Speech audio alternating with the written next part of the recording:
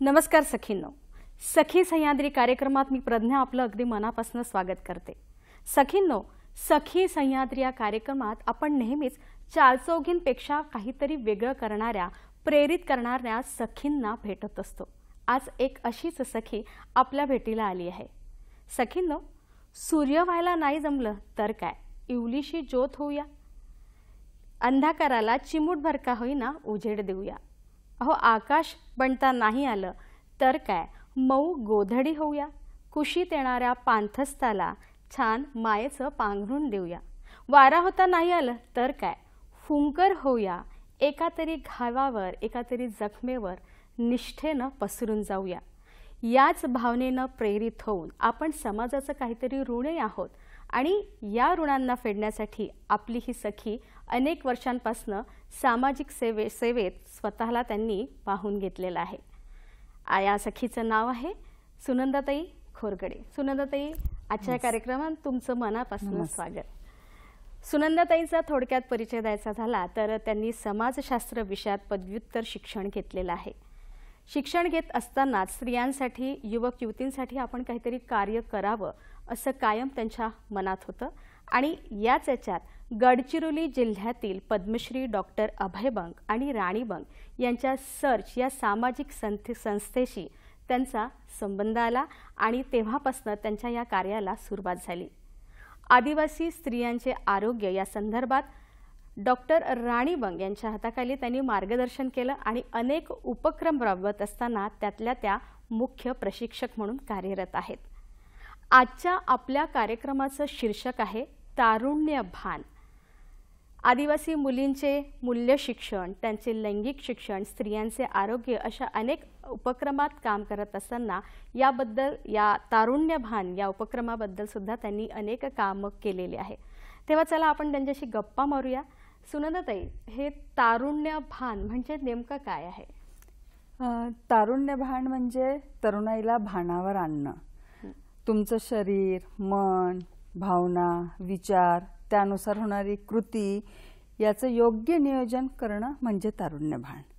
काय होतं की या वयात येण्याच्या काळामध्ये ह्या मुलांच्या शरीरामध्ये बदल होतात, मनामध्ये बदल होतात, पण या विषयावरती कोणीही त्यांच्याशी मोकळेपणाने बोलत नाही आणि म्हणून आम्हाला असं वाटलं की ह्या मुलांना ह्या विषयाची माहिती सरळ पद्धतीने द्यावी आणि म्हणून मी इथे एक छोटीशी गोष्ट सांगू इच्छिते।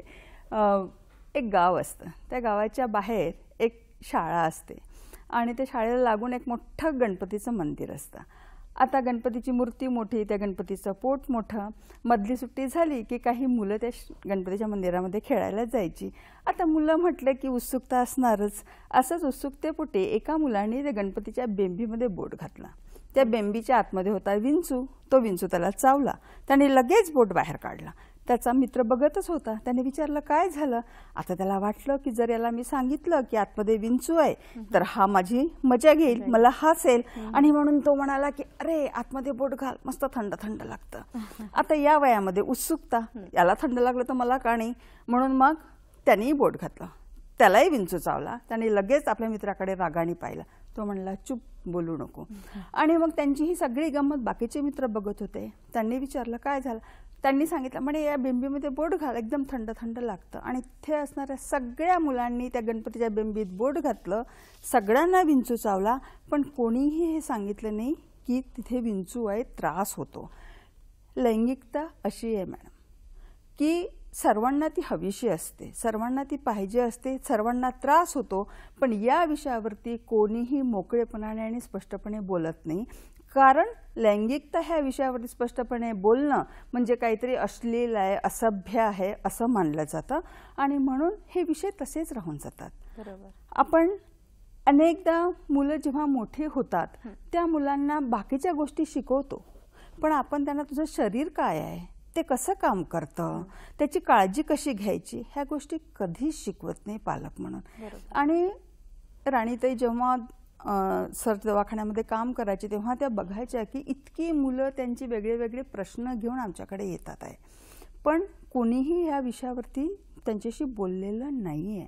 आणि म्हणून मग आम्ही तारुण्यबाण हा कार्यक्रम सुरू केला की मुलांना त्यांच्या शरीराविषयी, त्यांच्या लैंगिकतेविषयी त्यांना समजेल त्या भाषेमध्ये ही माहिती स्पष्टपणे द्यायची. तर हा आमचा मुख्यतः तारुण्यबाणचा उद्देश होता. म्हणजे जसं शिशु, नंतर किशोरावस्थामध्ये, बाल, शिशु आणि किशोरावस्थामध्ये जात असताना मुलं जेव्हा तारुण्यात येतात, मुळात 16वं वर्ष धोक्याचं आपण म्हणतो, हे युवक आणि युवती दोघांनाही बरोबर तेवढंच सांगायचं ठरतात.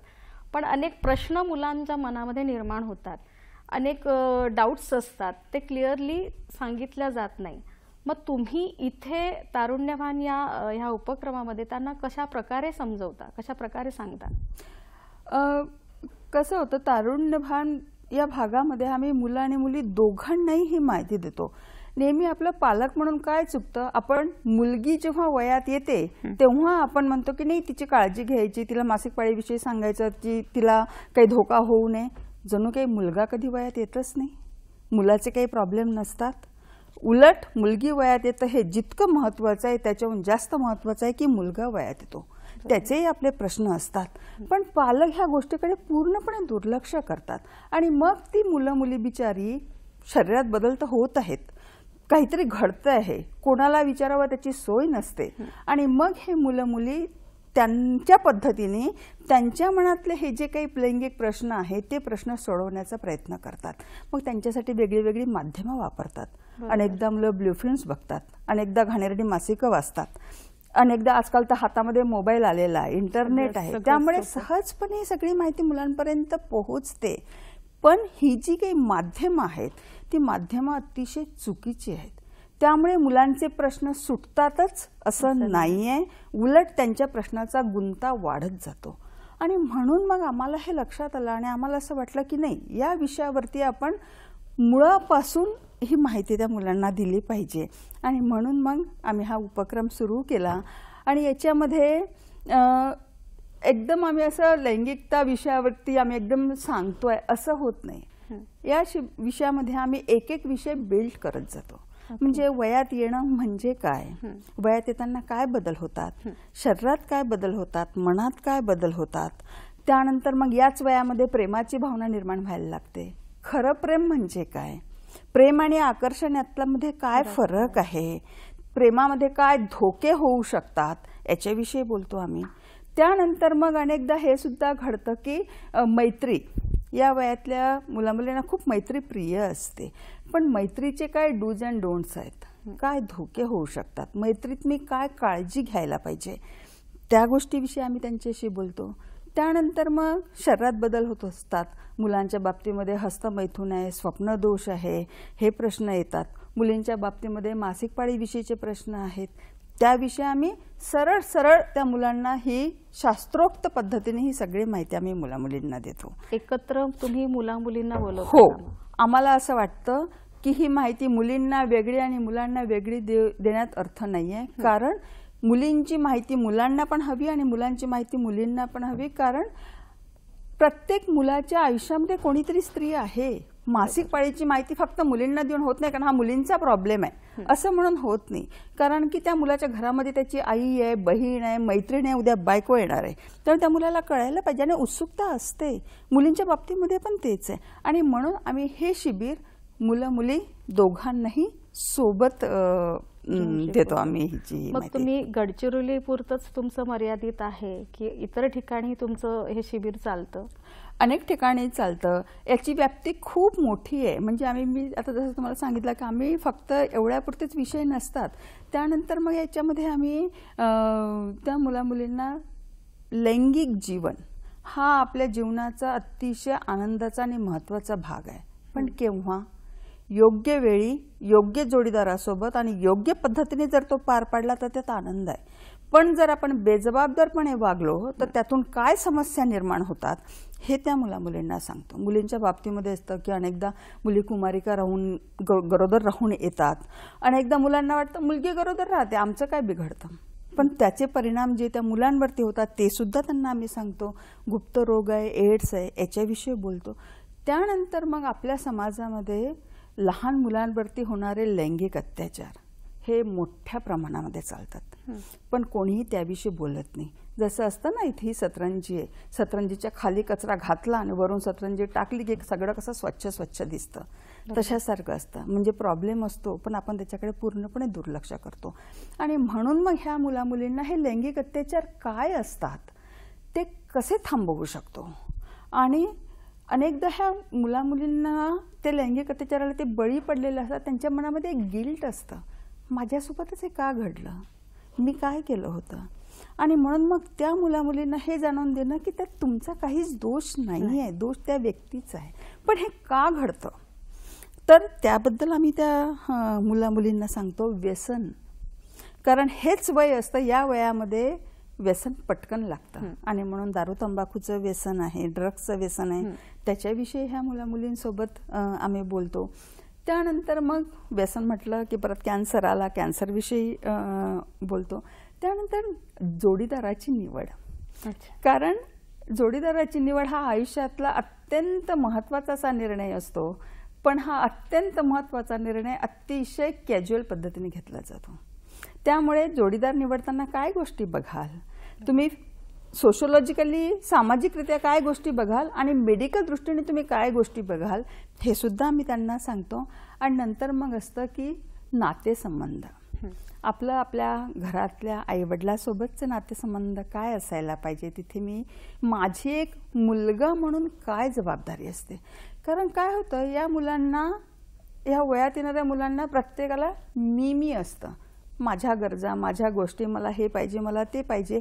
पण सेम टाइम ह्या मुलांना हे कळलं पाहिजे की माझ्यासोबत माझ्या आईवडिलांची काही जबाबदारी माझ्यावरती आहे, त्यांचीही काही बाजू आहे. अनेकदा ह्या मुलांना ही बाजूच दाखवून दिली जात नाही.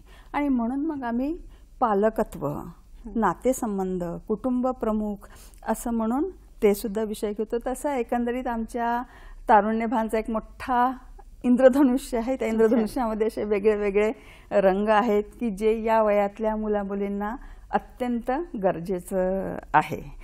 आणि त्यामुळेच या शिबिराची किंवा या कार्यक्रमाची व्याप्ती अख्ख्या महाराष्ट्रभर आहे. म्हणजे असं नाही की फक्त शोधग्राममध्येच आम्ही घेतो किंवा सर्चमध्येच घेतो असं नाहीये. म्हणजे महाराष्ट्रामध्ये अगदी कोल्हापूर, सांगली, सातारा पासून म्हणजे आजपर्यंत आम्ही जवळपास 25 जिल्ह्यांमध्ये महाराष्ट्रातल्या हे कार्यक्रम घेतले ना, जवळपास 1.5 ते 2 लाख मुलांपर्यंत आम्ही पोहोचलेलो आहे. आणि किती वर्षापासून? आम्ही साधारण 95 पासून हा कार्यक्रम आमचा सुरू झाला. इव्हन नागपूरमध्ये अनेक कॉलेजेसमध्ये हा कार्यक्रम झाला. LID कॉलेजमध्ये झालेला आहे, सेवादलच्या कॉलेजमध्ये झालेला आहे, शाळा, कॉलेजेस. आपली ही मुकबधीर संस्था आहे ना आपली इथली, तिथे सुद्धा आमचा हा कार्यक्रम झालेला आहे, सोशल वर्क कॉलेजमध्ये. त्यामुळे वेगळ्या वेगळ्या ठिकाणी जिथून जिथून मागणी येते तिथून आम्ही हे कार्यक्रम घेत असतो. मग तुम्हाला असं काही फरक जाणवता का की गावामध्ये ज्यावेळेस तुम्ही ह्या मुलांचं प्रशिक्षण घेता, कारण त्यांच्याकडे तितकी साधनं तितकीशी कंपॅरेटिव्हली शहरातल्या, तर त्यांना तुम्हाला वेगळ्या पद्धतीने हँडल करावं लागतं का? किंवा शहरातले मुलं जे आहेत त्यांना, कारण सगळं इझिली झालेलं आहे, सगळं हातातल्या मोबाईलवरती त्यांना दिसतं, मग तुम्हाला काही फरक जाणवतो का किंवा तुम्ही मग त्यांच्यासाठी कसं प्रशिक्षण घेता? आम्ही जे प्रशिक्षण घेतो, मी जसं म्हटलं की वेगळ्या वेगळ्या पातळीवरती होतं. म्हणजे आम्ही जसं शाळा कॉलेजमध्ये घेतो, त्याच्यानंतर मग आम्ही ड्रॉपआउट्स मुलं जी आहेत गावातली, कारण शाळा कॉलेजपर्यंत पोहोचतो पण बिचारे गावातली मुलं त्यांचं काय, त्यामुळे मग ड्रॉपआउट्स मुलं, त्यामुळे शाळा म्हणजे गाव पातळीवरचं शिबिर.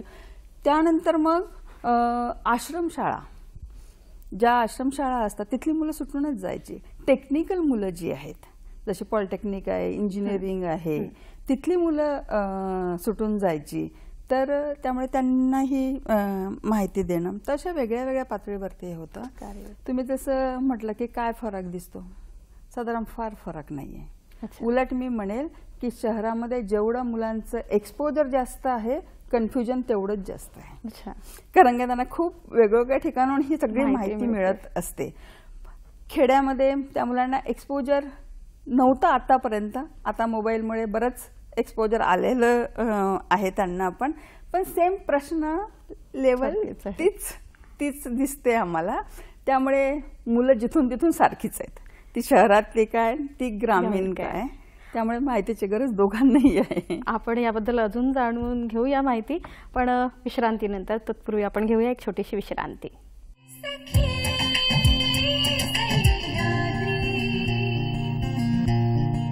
विश्रांतीनंतर परत एकदा आपलं कार्यक्रमात स्वागत. ताई, मला सांगा, आपण तारुण्यभानविषयी सगळी माहिती घेतलीत, पण जितकं हे आपण तरुणांपर्यंत पोहोचतोय, त्यांना माहिती देतोय, पण पालकांचं काय? मुळात पालकांना सुद्धा प्रशिक्षणाची गरज आहे. मग याच्यात तुमच्या या शिबिरामध्ये त्यांच्यासाठी काय प्रोव्हिजन आहे किंवा काय त्यांच्यासाठी पण तुम्ही प्रशिक्षण देता का? नक्कीच. म्हणजे जर आपण नुसतं मुलांना माहिती दिली तर ती वन वे होते आहे. म्हणजे आपण फक्त मुलांना सांगतो आणि पालकांना सांगत नाही आहे. तर त्यामुळे मग आम्ही आमच्या शिबिरामध्ये पालक सभा ठेवतो आणि पालकांना हे सांगतो की तुमच्या मुलांचे काय प्रश्न आहेत, तुमच्या मुलांना काय समस्या आहेत, आणि त्यामुळे तो संवाद कसा वाढवायचा पालकांकडनं, की मी माझ्या मुलांसोबत कशा पद्धतीने या बाबतीमध्ये संवाद करू शकेल आणि मुलांना आपल्या आईवडिलांच्या प्रति जबाबदार मी कसं होऊ शकेल, असा दोन्ही परीने आम्ही हे घेतो. आणि त्याच्यामध्ये जसं म्हटलं मी की कुटुंब प्रमुख म्हणून पालकांची जबाबदारी, आईवडिलांची जबाबदारी ही किती कठीण टास्क असते हे मुलांना कळावं म्हणून आम्ही एक नातेसंबंध म्हणून, जसं म्हटलं मी की आम्ही एक असा नातेसंबंधाचा एक विषय घेतो. आणि त्याच्यामध्ये असं असतं की जो कुटुंब प्रमुख असतो त्याच्या डोळ्याला पट्टी नसते आणि त्याच्या सोबतचे जे बाकीची इतर मुलं असतात त्यांच्या डोळ्याला पट्टी असते. आणि त्या कुटुंब प्रमुखाचं काम असतं, आणि तिथे काही अडथळे ठेवलेले असतात. कुटुंब प्रमुखाचं काम असतं की त्या अडथळ्यातून त्या घरच्या सगळ्यांना, त्या ग्रुपच्या सगळ्यांना ते अडथळे पार करायचे असतात. आणि मग ते पार केल्यानंतर मग आम्ही त्यांना त्याचं विश्लेषण करतो की काय घडलं. आणि मग त्याला विश्लेषण करत असताना मग त्यांना सांगतो की इथे तो जो कोणी लीडर होता, तो लीडर तुमचा कुटुंब प्रमुख होता. आणि तुमच्या लक्षात आलं असेल की त्या कुटुंब प्रमुखाला घरातल्या सगळ्यांना जेव्हा घेऊन जायचं आहे त्यावेळेस कुठेतरी एक मुलगा बाजूला निघून जातो, कोणीतरी शेजारी येऊन त्याला वेगळं काहीतरी सांगतो. आणि त्यामुळे आईवडिलांची जबाबदारी ही फार कठीण असते. ती तुम्ही जेव्हा पालक व्हाल तेव्हा तुम्हाला ते कळेल. पण तिथे मी काय करू शकतो, तुम्ही त्यांचीही बाजू समजून घेऊ शकतो. म्हणजे अगदी एक छोटंसं उदाहरण की समजा एखादा मुलगा आहे आणि त्याला कुठे ट्रिपला जायचं असेल आणि त्यांनी वडिलाला पैसे मागितले, वडिलांनी त्याला जर पैसे दिले नाही तर तो लगेच रिॲक्ट होतो आणि असं कसं तुम्ही मला पैसे दिले नाही, मला ट्रिपला जायचं होतं. त्या मुलांना मी सांगतो की तुम्ही हे समजून घ्या की जेव्हा तो बाप तुम्हाला नाही म्हणतो त्याच्या मागे त्याचं काहीतरी कारण आहे. त्यामुळे त्यांची बाजू तुम्ही समजून घ्या. आई घरामध्ये आई टेकन फॉर ग्रँटेड असते की तिला काही गरजच नसते, तिला काही विचारायचंच नसतं. आणि म्हणून मग ह्या मुलांना आम्ही सांगतो की जाऊन आपल्या आईला विचारा, तिला काय हवं नको त्याची चौकशी करा. आणि छोट्या छोट्या गोष्टी असतात पण त्या जर केल्या संवाद. मी घरामध्ये अनेकदा होतं की वडील व्यसनी असतात आणि त्याचा ह्या मुलांना खूप त्रास होत असतो आणि त्यामुळे ते खूप रिॲक्टिव्ह मोडमध्ये असतात की वडिलांनी काही म्हटलं, त्यांनी अभ्यास कर म्हटलं मी करणार नाही, त्यांनी हे कर म्हटलं मी करणार नाही. मग त्या मुलांना की तुमचे वडील जेव्हा व्यसनी असतात तर आपण त्यांचं व्यसन सोडवू शकतो ना. आणि मग जर ते व्यसनी आहेत तर त्यांचं व्यसन वाईट आहे. जेव्हा तो माणूस दारू पिलेला नसतो त्याच्यासारखा बाप नसतो, त्यामुळे तुम्ही त्याचे ते चांगले गुण बघा आणि मग मी ते सोडवायला मी कशी मदत करू शकेल. तर त्यामुळे तो एक नातेसंबंधाचं इतकं सुंदर हे होतं. आणि मग आम्ही त्या मुलांना एक टास्क देतो की आज घरी गेल्यानंतर आपल्या वडिलांना एक मिठी मारून बघा आणि मग बघा की त्यांच्या डोळ्यात काय दिसतं. आणि दुसऱ्या दिवशी येऊन ती मुलं सांगतात की मी जेव्हा माझ्या बापाला मिठी मारली तर माझ्या बापाच्या डोळ्यामध्ये पाणी आलं. ते म्हणाला की कितीतरी वर्षानंतर माझ्या मुलांनी मला मिठी मारली. अनेकदा ती मुलं घरी जाऊन आईला विचारतात की तुला काही त्रास आहे का, तुला काही मदत पाहिजे आहे का. अनेकदा मुली सांगतात की मी जेव्हा आईला मिठी मारली आईने लगेच विचारलं तुला कोणी त्रास दिला का. वडिलांनी म्हटलं पैसे हवे आहेत का. म्हणजे आपलं नातं हे तेवढ्या याच्यापुरतंच मर्यादित असतं. आणि मग त्या मुलं म्हणतात की आईला तुला काही त्रास असेल तर मग आम्ही तुला दवाखान्यात घेऊन जाऊ. म्हणजे येऊन आया आम्हाला सांगतात की ताई माझा मुलगा जेवण झाल्यानंतर ते ताट बेसिनमध्ये नेऊन ठेवायला लागला. छोटीशी गोष्ट आहे. अगदी बरोबर. पण ती प्रोसेस कुठेतरी घडते आहे त्या मुलांच्या आतमध्ये. म्हणजे आपण एकदम एंड गोलवरती नाही जाणार, पण त्या प्रोसेसमधून ही जी मुलं जातात कारण कुठेतरी ती जाणीव त्या मुलांना करून देणं.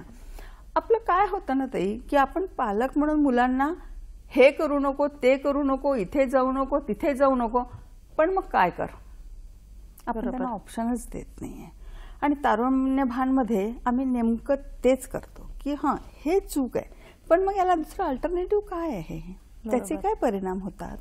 तर त्यामुळे अशा पद्धतीने ते नातेसंबंधाचं इतकं सुंदर हे असतं की म्हणजे अनेकदा आम्ही म्हणतो पण की आमचं तारुण्य भान हे बघण्याचं शिबिर नाही आहे, हे अनुभवण्याचं शिबिर आहे, महसूस करण्याचं शिबिर आहे.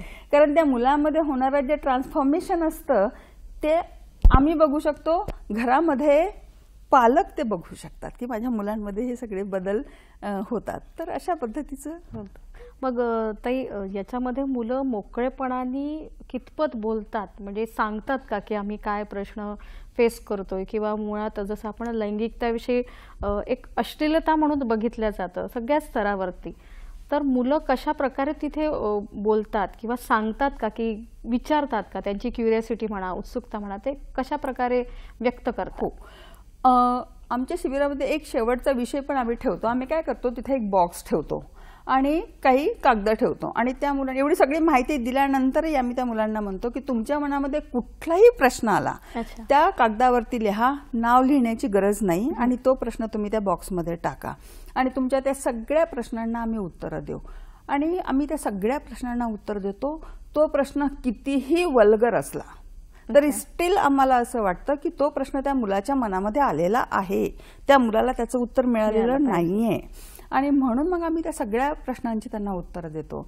अनेकदा या शिबिरामुळे त्या मुलांसोबतचं इतकं बॉन्डिंग होतं की ते मुलं येऊन त्यांचे प्रेम प्रकरण सांगतात. अनेकदा घरामध्ये वडील व्यसनी आहेत तर मग वडील त्रास देतात, तर मग आम्ही काय करायला पाहिजे त्याच्याविषयी ती मुलं सांगतात. अनेकदा तर इथपर्यंत ताई की माझ्यावरती काय लैंगिक अत्याचार झाले ते पण हे सुद्धा मुलं मोकळेपणाने सांगतात. आणि ती मुलं म्हणतात की आजपर्यंत तो ताण किंवा ते टेन्शन घेऊनच आम्ही जगत होतो, आम्हाला पहिल्यांदा ते कुठेतरी सांगून आम्ही रिलॅक्स झालो. कारण आजपर्यंत काय होतं की आम्ही कोणाला का नाही सांगू शकलो, कारण कोणीतरी आम्हाला जज करतं. बरोबर. आणि म्हणून मग आम्ही इथे मुलांचं जे ऐकून घेतो ना, कुठलंही जजमेंट न पास न करता ऐकून घेतो. तर त्यामुळे ती मुलं ते मोकळेपणाने सगळं, आणि त्याच्यानंतरही त्यांची आमची खूप मैत्री असते, बॉन्डिंग होऊन जातं, खूप खूप चांगलं बॉन्डिंग होतं आणि असं कायम राहतं ते बॉन्डिंग. आणि आमच्या तारुण्य भानची एक पूर्ण टीम आहे. अच्छा. राणीताई ह्या त्याच्या प्रमुख आहेत, मी आहे, त्यानंतर एक ज्ञानेश्वर पाटील म्हणून आमचे सहकारी ते आहेत आणि राजेंद्र इसासरे म्हणून आहेत. खरं पाहिलं तर ते दोघं पुरुष आहेत. अच्छा.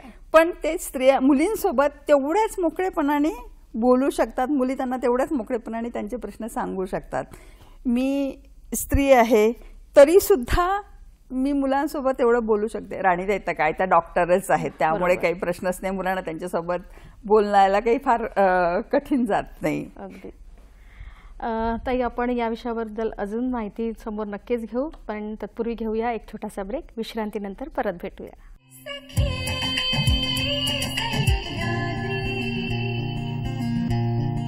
विश्रांतीनंतर परत एकदा आपलं स्वागत. आज आपण तारुण्य भान या विषयावरती चर्चा करतोय. आजच्या कार्यक्रमाचं हे शीर्षक आहे आणि आजच्या आपल्या सखी आहेत सौ सुनंदा खोरगडे, ज्या तिथल्या विषय प्रमुख आहे आणि प्रशिक्षक म्हणून तिथे कार्य करतात. आणि तारुण्य भान विषयी आपण आतापर्यंत माहिती जाणून घेतली आहे. ताई, यालाच धरून मला एक विचारायचं की मानवी तस्करी हा विषय सुद्धा आपण हाताळला आहे. हे कशा प्रकारचं असतं की गावामध्ये जास्त प्रमाणात असतं की तारुण्य भानच्या याच्यामध्ये तुम्ही हे कार्य कसं करता? तारुण्य भानचं काम करत असताना आमच्या हे पण लक्षात येत होतं की अनेक मुलींना प्रेम आहे म्हणून फसवलं जात होतं आणि प्रेम आहे म्हणून मग त्यांना फसवून वेश्या व्यवसायाला लावणं आहे, अशा प्रकारचे पण प्रकार घडत होते.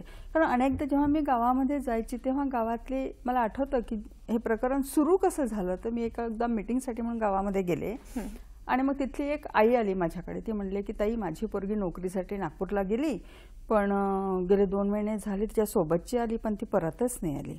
म्हटलं काय झालं ग, मग कशी गेली ती? आणि मग त्याच्यातनं जी घटना लक्षात आली, आम्ही हादरून गेलो ताई.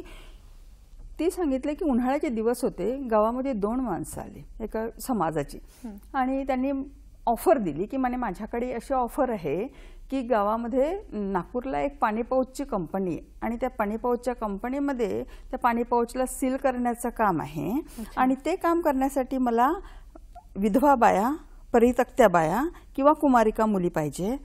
पगार आम्ही 15,000 देणार. शिक्षण आम्हाला 10वी पर्यंत असलं नसलं तरी चालेल. राहण्या खाण्याची व्यवस्था आमची.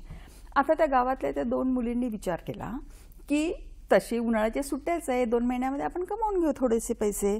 म्हणून ती मुलगी तयार झाली. एक तयार झाली, मग तिच्यासोबत दुसरी तयार झाली. मग ह्या दोन्ही मुलींना घेऊन ती 2 माणसं गावातनं निघाली. निघाल्यानंतर सगळ्यात पहिले आपण नागपूर गडचिरोली जेव्हा येतो ना, मध्ये ब्रह्मपुरी म्हणून गाव पडतं, त्या ब्रह्मपुरी गावामध्ये हॉस्पिटल आहे. तिथे येऊन ती माणसं मोटरसायकलवरती थांबली त्या 2 मुलींना घेऊन. आणि तिथे एक बाई आली. ती बाई कोण होती? तो जो दुसरा माणूस होता त्या दुसऱ्या माणसाची ती बहीण होती. ती नागपूरमध्ये धंदा चालवायची आणि ते चालवण्यासाठी ह्या मुलींना तो गडचिरोलीवरनं विकायचा. आणि मग त्या मुलींना बिचारांना तिथून आणलं, इथे आणून त्यांना त्या व्यवसायाला लावलं. त्याच्यातली एक मुलगी पळून गेली आणि ती मुलगी पळून येऊन मग तिने हे सगळं सांगितलं आणि ती मग दवाखान्यामध्ये आली. काही त्रास होता त्याला, लैंगिक त्रास होता म्हणून. मग राणी त्यांनी तपासलं तेव्हा लक्षात आलं आणि मग जेव्हा आम्ही त्याच्या मुळात गेलो तेव्हा ही सगळी स्टोरी बाहेर आली. आणि मग राणीताई म्हणाल्या की नाही, आपण याच्यावरती काम करायला पाहिजे. आणि मग आम्ही ती तक्रार केली पोलीस स्टेशनमध्ये आणि मग त्याच्यावरती पहिल्यांदा गडचिरोली जिल्ह्यामध्ये ट्रॅफिकिंग किंवा मानवी तस्करी किंवा मुलींना अशा प्रकारे पळवून नेऊन व्यवसायाला लावणं याचं केवढं मोठं रॅकेट आहे. म्हणजे शहरामध्ये तर ते रॅकेट आहेच, बरोबर, पण गडचिरोली सारख्या गावामध्ये खेड्याखेड्यामध्ये ताई आम्हाला आश्चर्य वाटलं. कधी मसाज पार्लरच्या नावाने, कधी कुठल्या मॉलमध्ये नोकरी यायच्या नावाने, कधी कामासाठी म्हणून, घरकामासाठी म्हणून त्या मुलींना बाहेर पाठवलं जात होतं. तर इतक्या मोठ्या प्रमाणावरती ते आहे. आणि कसं होतं ना, अनेकदा मुली गायब झाल्या, पोलिसात तक्रार जरी केली तर आमच्याकडे असं असतं ना की मुलगी गायब झाली, मुलगा गायब झाला, कुठे गेला, नक्षलवाद्याकडे गेला असेल. पुढची काही सोयच नव्हती, त्याची काही तपासणी करायची, काही शोधाशोध करायची. आणि त्यामुळे अनेकदा हे होत नव्हतं की त्या मुलींचा शोधच लागत नव्हता. आणि पहिल्यांदा राणीताईंनी ती केस उचलून धरली. त्याच्यामध्ये मी राणीताईंसोबत होते आणि आम्ही मिळून त्यावेळेस सुदैवाने आम्हाला गडचिरोलीच्या पोलीस डिपार्टमेंटकडनं पण खूप मदत मिळाली. आणि इतके लोक येऊन आम्हाला सांगायचे ताई माझी मुलगी गायब आहे, ताई माझी मुलगी ते गेलेली आहे. आणि लक्षात आलं की आपण हे जे बघतो हे फक्त टिप ऑफ आईसबर्ग आहे, शहरामध्ये काय आणि खेड्यामध्ये काय. त्यामुळे मी म्हणेल की पालकांनो जागरूक व्हा, बरोबर, आपल्या मुलांवरती विश्वास ठेवा, मुलांशी बोला, मुलांचे प्रश्न समजून घ्या, त्यांना ते जे सांगतात ते ऐका. तर ते जर केलं तर नक्कीच त्या मुलांना दुसऱ्यावरती विश्वास ठेवण्याची गरज नाही पडणार ना. ते का दुसऱ्यावरती विश्वास ठेवायचे आणि या सगळ्यामध्ये फसत होते. तर ट्रॅफिकिंगचं खूप मोठं रॅकेट राणीताईंनी. किती वर्षापासून या सगळ्या कामात मी गेल्या 30 वर्षापासून गडचिरोलीमध्ये सरसंस्थेमध्ये काम करते आहे. आणि तारुण्य भाणाचं काम किती वर्षापासून?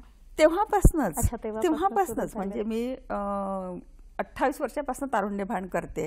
2 वर्ष आधीपासून मग मी स्त्रियांच्या आरोग्यामध्ये म्हणून मी आले आणि मग तारुण्य भान मध्ये लागले. आपल्या बोलण्यात बरेचदा राणीताईंचा संदर्भ आलेला आहे. पद्मश्री डॉक्टर अभय बंग आणि राणी बंग यांचं भरपूर मोठं काम आहे, सर्वश्रुत आहे काम. तर तुम्ही यांच्याशी कसे अटॅच झाले आणि अनेक अभियान या दरम्यान जे राबवले जात आहेत त्याबद्दल आम्हाला थोडी माहिती सांगा. ॲक्च्युअलमध्ये जेव्हा आम्ही सर्चमध्ये आलो, म्हणजे त्याच्या आधी मी थोडंसं माझं फॅमिली बॅकग्राऊंड सांगेल. मी मूळची उमरेडची. अच्छा. आणि माझं सासर वरुडचं, अमरावती वरुडचं. माझ्या आईकडे सगळेच जण टीचर लाईनचे, म्हणजे माझे वडील शिक्षक, माझी आई शिक्षक, माझी मोठी बहीण शिक्षक, माझी लहान बहीण टीचर, सगळे टीचर लाईनचे. याच्या अगदी वेगळं माझं सासरचं कुटुंब, म्हणजे माझे सासरे समाज कल्याण अधिकारी होते. माझ्या सासूबाई त्यावेळेसच्या कर्वे इन्स्टिट्यूटच्या ग्रॅज्युएट होत्या. माझे मिस्टर त्यांनी MSW केलेलं आहे. माझ्या मिस्टरांची आजी जी होती ती अमरावतीजवळ मादान म्हणून एक कस्तुरबा ट्रस्ट आहे, तिथे त्या डॉक्टर होत्या. आणि त्यामुळे तिकडली सगळी फॅमिली सोशल वर्कवाली फॅमिली होती. पण सर्चमध्ये जेव्हा आली तर सोशल वर्क आणि शिक्षण ह्या दोन्हीचा मेळ इथे जुळला गेला. आणि ॲक्च्युअलमध्ये पहिल्यांदा माझे मिस्टर आले, कारण त्यांनी MSW केलं होतं. आणि त्यावेळेस नेमकी गडचिरोली जिल्ह्याची दारूबंदी झाली होती आणि व्यसनमुक्ती केंद्र सुरू करायचं होतं, म्हणून माझे मिस्टर तुषार ते आलेत आणि त्यांच्यासोबत म्हणून मग मी आले आणि मग या कामामध्ये पडले. मग मला राणीताईंनी विचारलं एक दिवस, म्हणे का ग तू काम करशील का? म्हणजे माझं सामाजिक काम कसं सुरू झालं आणि तू काम करशील का? म्हटलं की हो, कारण काय झालं, नुकतं कॉलेज सोडलं होतं. माझं शिक्षण इथे LAD कॉलेजमधून झालेलं, त्यामुळे नुकतं कॉलेज सोडलेलं होतं. डोक्यामध्ये जरा ती हे होतं की नाही आपण कुठेतरी शिक्षणाचं काम करावं. म्हटलं हो. आणि मग त्या म्हटलं काय काम आहे? म्हणजे काय नाही, दायनींना प्रशिक्षण द्यायचं आहे. दाई म्हणजे जी पारंपरिक पद्धतीने बाळंतपण करते गावामध्ये, म्हणजे त्यांचं प्रशिक्षण करायचं. म्हटलं हो हो नक्कीच जमेल. आणि मग त्या म्हणल्या की ठीक आहे, शिबिर आहे, चल आपण तिथे जाऊया. आम्ही तिथे गेलो आणि मग गंमत म्हणजे की मी बघितलं की सगळ्या 60च्या बाया अशा बसलेल्या होत्या. आणि मग मी गेले आणि मग मी त्यांच्यामध्ये खुर्चीवर बसले, कारण आजपर्यंत मी हेच शिकले होते की शिकवणारा खुर्चीवर, शिकणारा जमिनीवर. त्या पद्धतीप्रमाणे मी खुर्चीवर बसले आणि मग मी बघितलं की माझ्याशी एकही ती म्हातारी आजी बोले ना, सगळ्या माझ्या चेहऱ्याकडे अशा बघतात. त्यांना काय झालं? आणि तेवढ्यामध्ये राणीताई आल्या आणि त्या आल्या आणि त्या त्यांच्यामध्ये बसल्या आणि त्या बोलायला लागल्या पटापटा त्यांच्याशी. आणि मी बघितलं, मी म्हटलं, आणि ताबडतोब माझा जो अहम होता ना तो उतरूनच गेला. मी म्हटलं की जर एवढी मोठी बाई त्या दाईंच्या सोबत त्यांच्या पातळीवरती उतरून जर हे सगळं करू शकते तर मग मी कोण आहे? आणि माझं पहिलं शिक्षण तिथे झालं. जर लोकांसोबत काम करायचं असेल तर लोकांच्या सोबत, लोकांच्या पद्धतीने, लोकांसारखं वागूनच तुम्ही ते काम करू शकता. तर ते प्रशिक्षण माझं झालं. त्यानंतर मग हळूहळू मी ते सगळं शिकले. खरं तर माझं मेडिकल बॅकग्राऊंड नाही आहे, पण सुईणीच्या प्रशिक्षणामध्ये सगळ्याच मेडिकल बाजू होत्या, त्या मी शिकले. आणि त्यांनी मला ते प्रशिक्षण दिलं. त्यानंतर मग तारुण्य भानमध्ये मी आले आणि मग हळूहळू प्रशिक्षित होत गेले आणि त्यांच्या सोबत राहून आणि मग हे काम करायला लागले. या संदर्भात आपण अजून माहिती जाणून घेऊया, पण तत्पूर्वी घेऊया एक छोटीशी विश्रांती.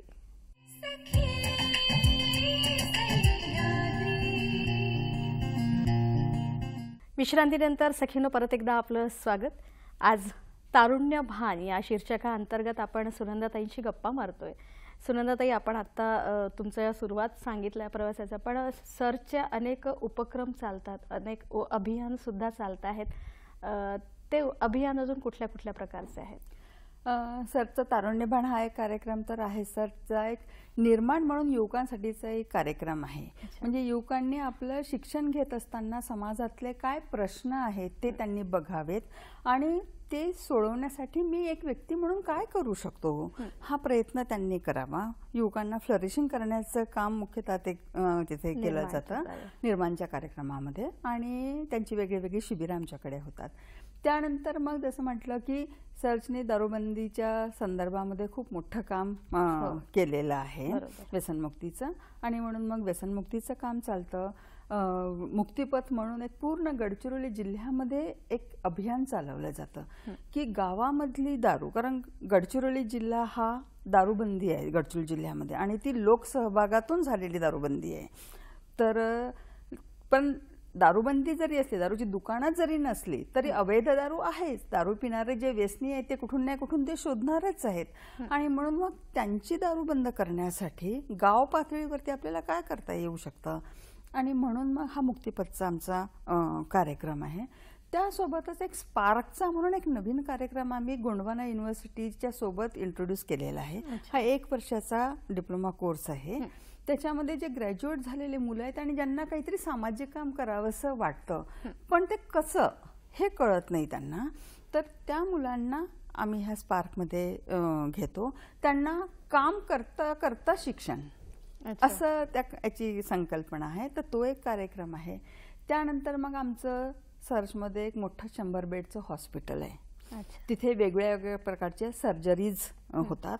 खूप नामांकित डॉक्टर म्हणजे अगदी स्पाइन सर्जरी पासून तिथे सगळ्या प्रकारचे ऑपरेशन्स होतात. खूप वेगळ्या प्रकारचे स्पेशालिस्ट डॉक्टर तिथे येतात. म्हणजे स्किन पासून तर हार्टपर्यंत असं सगळ्या प्रकारचे डॉक्टर्स येतात आणि त्यामुळे गडचिरोलीच्या त्या गरीब जनतेला ह्या सगळ्या सोयी तिथे मिळू शकतात. तर अशा प्रकारचे आमचे अजून बरेच कार्यक्रम आहेत म्हणजे गाव पातळीवरचे. तर अशा प्रकारचे एकंदरीत कार्यक्रम असतात. तारुण्यभानच्या कामानंतर म्हणजे शिबिरानंतर मला वाटतं त्यावरती एक पुस्तक सुद्धा प्रकाशित झालंय. त्या पुस्तकाचं काय स्वरूप आहे? तारुण्यभानचं हे जे पुस्तक तारुण्यभान हा जो कार्यक्रम आहे त्याचं पुस्तक रूपामध्ये आलेलं आहे तारुण्यभान म्हणून. आणि ते पुस्तक करुणाताई गोखले आणि राणीताई बंग यांनी मिळून हे पुस्तक लिहिलेलं आहे. त्याच्यामध्ये आम्ही ऑफकोर्स आम्ही टीम म्हणून 3 मेंबर आम्ही आहोतच. तर आम्हा सगळ्यांच्या सोबतीने ते पुस्तक लिहिलं गेलेलं आहे. त्याला कर्मवीर भाऊराव पाटलांचा 2022चा पुरस्कार सुद्धा मिळालेला आहे. त्यासोबतच तारुण्यभान जसं आपण मगाशी म्हटलं ना की ह्या मुलांच्या हातामध्ये आता मोबाईल आलेला आहे. त्यामुळे मोबाईलमधून यांना ही सगळी माहिती मिळते. पण कुठली तरी वाईट माहिती घेण्यापेक्षा तुम्ही योग्य माहिती घ्या ना. आणि त्यामुळे मग आता हे तारुण्यभान आम्ही डिजिटल रूपामध्ये आणलेलं आहे. याचे युट्यूबवरती व्हिडिओज आहेत आणि ते व्हिडिओज सर्च फॉर निर्माण म्हणून टाकलं किंवा डॉक्टर राणी बंग टाकलं तरी सुद्धा तुम्हाला ते युट्यूबवरती तारुण्यभान म्हणून जरी टाकलं तरी पण ते व्हिडिओज तुम्हाला उपलब्ध होऊ शकतील. म्हणजे जे शिबिरामध्ये घेता तुम्ही या आणि तुम्हाला ती माहिती कधी मिळू शकते, योग्य माहिती. म्हणजे कुठली तरी अयोग्य माहिती बघण्यापेक्षा योग्य माहिती तुम्ही बघा. त्यामुळे डिजिटल रूपामध्ये तारुण्यभान आलेलं आहे आता. आणि या पुस्तकासोबतच पुटिंग वुमन फर्स्ट हे पद्मश्री डॉक्टर राणी बंग यांचं पुस्तक आहे आणि त्यांचं तुम्ही सहलेखिका म्हणून सुद्धा काम केलं. तर या पुस्तकात मला वाटतं केस स्टडी काय आहे? पुटिंग वुमेन फर्स्ट या पुस्तकामध्ये राणीताई हॉस्पिटलमध्ये काम करत असताना त्यांना स्त्रियांसोबतचं स्त्रियांच्या आरोग्याशी संबंधित असलेले जे प्रश्न आहेत ते प्रश्न काय आहे, त्याची सामाजिक बाजू काय आहे, त्याची वैद्यकीय बाजू काय आहेत, ते प्रश्न बघत असताना आपली यंत्रणा कुठे कमी पडते हे सुद्धा त्या पुस्तकामध्ये आलेलं आहे. आणि मी त्याची म्हणजे मला अभिमान आहे की मी त्याची सहलेखिका आहे त्या पुस्तकाची. त्या पुस्तकामध्ये ज्या काही केस स्टडी झालेल्या आहेत त्याची माहिती घेण्याचं पहिलं काम मी केलेलं आहे. त्यांचा काही फॉलोअप होता की पुढे काय झालं यांचं ते करण्याचं पण काम मी केलेलं आहे. हे पुस्तक इंग्रजीमध्ये पण आहे आणि हे पुस्तक आता मराठीमध्ये पण आलेलं आहे. सुनंदा अमरापूरकर यांनी त्याचा अनुवाद केलेला आहे आणि अतिशय सुंदर पुस्तक आहे. म्हणजे एकदा हातात आलं ते पुस्तक की सोडवत म्हणजे स्त्रियांचं आयुष्य काय आहे, किती वेगळ्या वेगळ्या प्रकारे ते आपल्याला त्या पुस्तकामध्ये दिसतं. स्त्रियांच्या आरोग्यासंदर्भात परत एकदा मला विचारावं लागेल की शहरातली असो गावातली असो प्रत्येक स्त्रियांबाबतीत हे आहे की ती आपल्या आरोग्याबद्दल खूप हेळसांड करते, ती दुर्लक्षित असतेच स्वतःच्या तब्येती बाबतीत. तर याच्या संदर्भात कसं काम चालतं आपलं गावातल्या म्हणा किंवा शहरातल्या? हां, आदिवासी गावामधल्या ज्या महिला आहेत त्यांना आरोग्याच्या संदर्भामध्ये जेव्हा सुरुवातीला आम्ही आरोग्याचं काम सुरू केलं स्त्रियांच्या आरोग्याचं, तेव्हा त्यांना त्याच्याविषयी काहीच माहिती नव्हती. म्हणजे दवाखान्यामध्ये आम्ही बघायचो की अनेक बाया गरोदर राहून यायच्या, अबॉर्शन करून यायच्या, अवैद्यकीय पद्धतीने गर्भपात करून यायच्या, गरोदर पण बाळंतपणातली काय काळजी घ्यायची त्याच्याविषयी माहिती नव्हतं. त्यानंतर मग आहार, कसा चांगला आहार असावा त्याच्याविषयी माहिती नव्हतं. आणि म्हणून मग आम्ही स्त्रियांच्या आरोग्यामध्ये आदिवासींसोबत जर आदिवासी भागामध्ये जेव्हा स्त्रियांच्या आरोग्याचं काम करायचं तर मुख्यतः त्यांना या विषयाची माहिती देणं, नंबर 1 माहिती, आणि दुसरी म्हणजे त्या सोयी अवेलेबल करून देणं. म्हणजे नुसतं आपण हे म्हणून चालत नाही की नाही बाया अवैद्यकीय पद्धतीने गर्भपात करतात. प्रश्न हा आहे की त्या बाईला वैद्यकीय सेवा उपलब्ध आहे की नाही आहे, किंवा गरोदर पण बाळंतपणातली ती बाई काळजी घेत नाही, पण ती नेमकी ती काळजी कुठे घ्यायची हे तिला माहिती आहे की नाही आहे. आणि त्यामुळे मग आम्ही दोन्ही गोष्टी केल्या, एक तर त्यांना ती माहिती देणं आणि दुसरी म्हणजे ती सेवा उपलब्ध करून देणं. आमच्याकडे हॉस्पिटल असल्यामुळे सहजपणे, आणि ते स्वतः गायनाकोलॉजिस्ट असल्यामुळे सहजपणे त्या सेवा त्या बायांना मिळत होत्या. तर त्यामुळे त्या पद्धतीने मग स्त्रियांचं आरोग्याचं आदिवासी भागामधलं काम सुरू झालं आहे.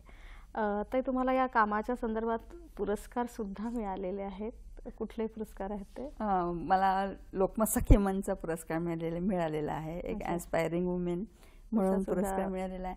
पण खरं सांगू का ताई, ह्या सगळ्या पुरस्कारापेक्षा जेव्हा त्या गावामध्ये मी जाते आणि त्या बायांसोबत किंवा ह्या युवकांसोबत जेव्हा हे सगळे कार्यक्रम घेते ना आणि त्यांच्या चेहऱ्यावरचा तो आनंद बघितला की मला असं वाटतं की मला पुरस्कार मिळाला. याला जोडून मला विचारायचं वाटतं की असे काही अनुभव तुम्हाला आले आहेत का? म्हणजे शिबिर झाल्यानंतर काही पालक आले आहेत किंवा काही मुलं आले आहेत किंवा त्यांचं तुम्ही समुपदेशन केलं आणि त्यातनं त्याचं परिवर्तन झालंय मनाचं, असं काही अनुभव आहेत का? हो, खूप खूप असतात.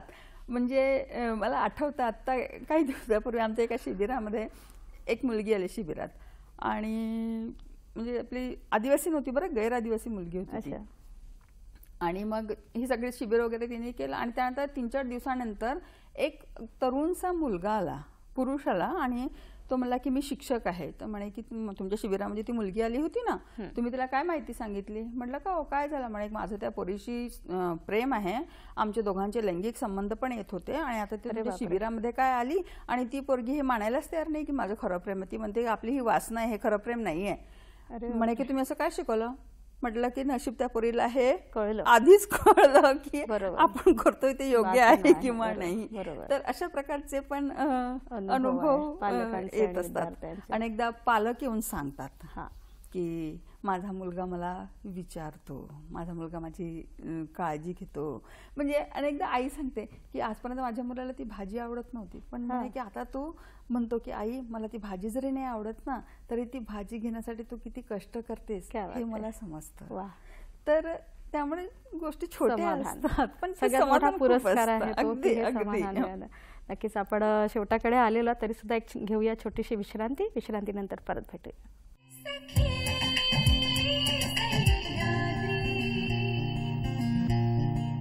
सगळ्यांना विश्रांतीनंतर परत एकदा आपलं स्वागत. तारुण्य भान या शीर्षकाखाली आपण आज ताईंशी गप्पा मारतोय.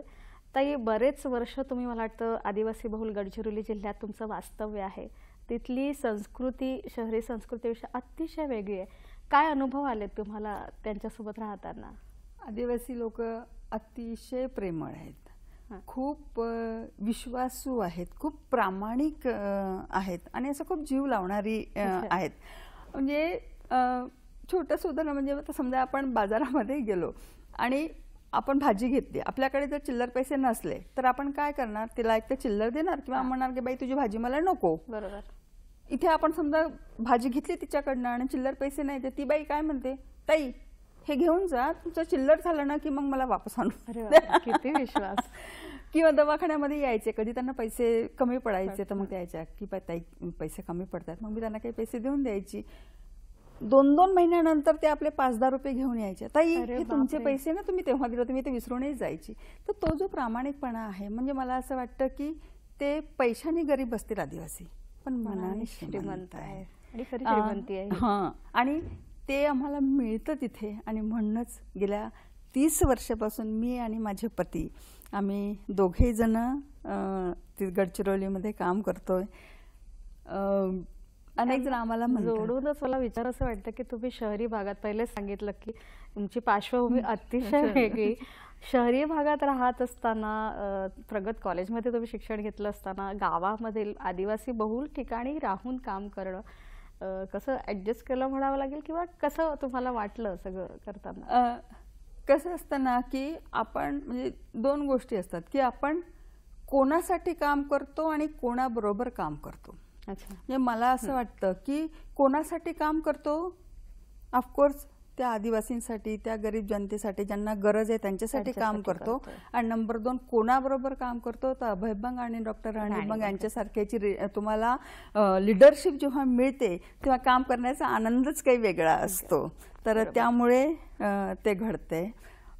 या सामाजिक क्षेत्रामध्ये आल्यानंतर जसं म्हटलं मी की माझ्या सासरं सगळं मंडळी सामाजिक, मग ऑफकोर्स ते रक्तामधनं माझ्या मुलींमध्ये पण आलं. मला 2 मुली आहेत आणि माझ्या दोन्ही मुलींनी टाटा इन्स्टिट्यूटमधून सोशल वर्कचं शिक्षण घेतलेलं आहे आणि आता त्या पण सोशल वर्कच्याच याच्यामध्ये